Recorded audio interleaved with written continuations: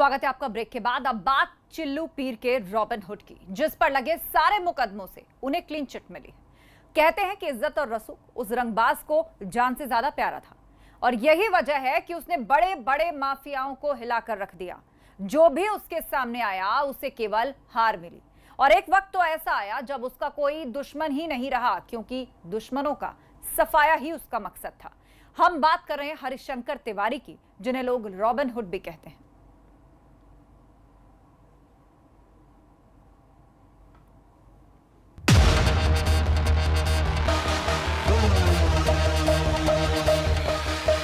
इज्जत करते हैं लोग आपकी। इज्जत नहीं करते हैं, डरते हैं सब।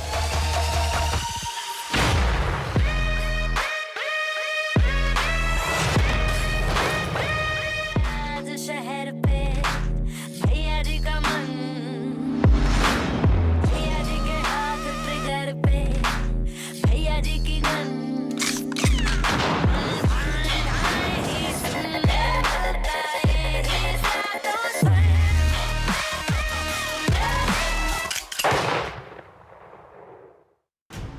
बाईस सालों तक जो माननीय बना रहा, गोरखपुर में गैंगवार का वो खलनायक है। माननीय से माफिया का खतरनाक सफर, 18 संगीन मामले, सभी में मिली क्लीन चिट।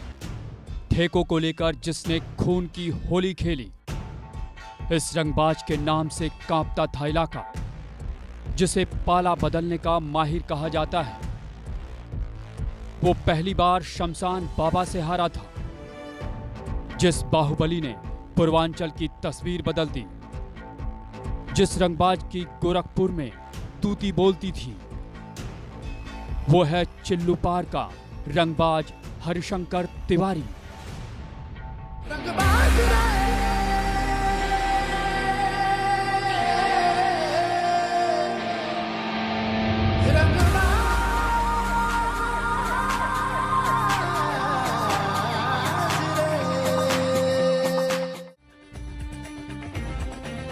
ये उस दौर की बात है जब हरिशंकर तिवारी ने अपने छात्र जीवन में पढ़ाई करते करते वो पढ़ लिया जो शायद उस दौर में कोई नहीं पढ़ सका।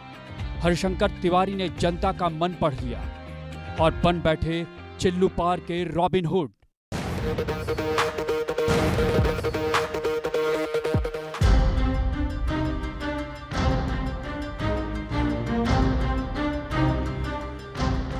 पुलिस के रिकॉर्ड में हरिशंकर तिवारी लंबे समय तक हिस्ट्री शीटर माफिया रहे हैं। बरसों से पूर्वांचल में दिया जाने वाला हर ठेका, रेलवे से लेकर खनन तक का, या तो तिवारी या उनके आदमी को ही मिलता रहा है।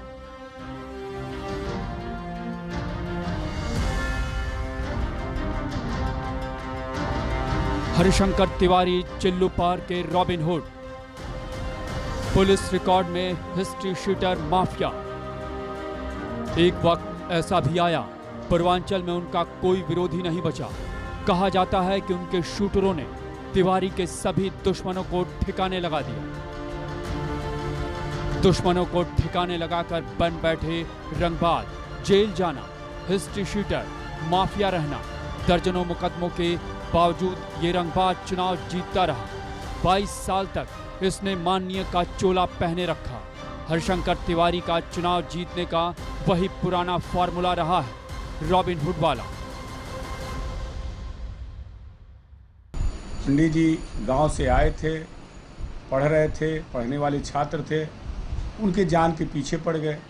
तो अपनी जान बचाने के लिए पंडित जी ने जो भी किया, अपनी जान बचाने के लिए, बेसिकली पॉलिटिकल आदमी थे वो। और उसी में ये 80 का दौर शुरू हुआ। पंडित जी के ऊपर तमाम फर्जी मुकदमे 302 लगाए गए, 307 के लगाए गए, मीसा लगाया गया, रासुका लगाया गया, इस सारी चीज़ें लगाई गई। लेकिन चूंकि सारे केसेस फर्जी थे, इसलिए पंडित जी हर केसेस में बाइज्जत बरी होते गए।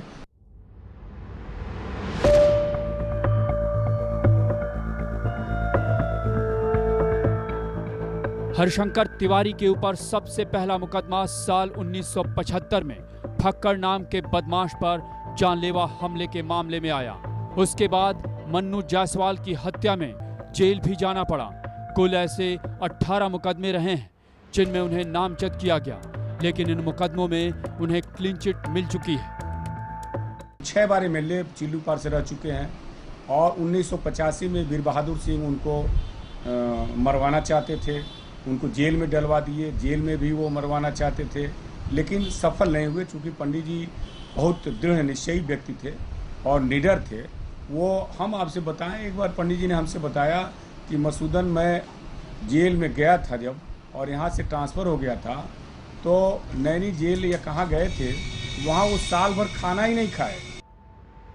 22 सालों तक चिल्लूपार विधानसभा सीट से विधायक और 1997 से साल 2007 तक लगातार यूपी कैबिनेट में मंत्री हरिशंकर तिवारी का नाम सुनकर बड़े बड़ों की हेकड़ी खत्म हो जाती रही है।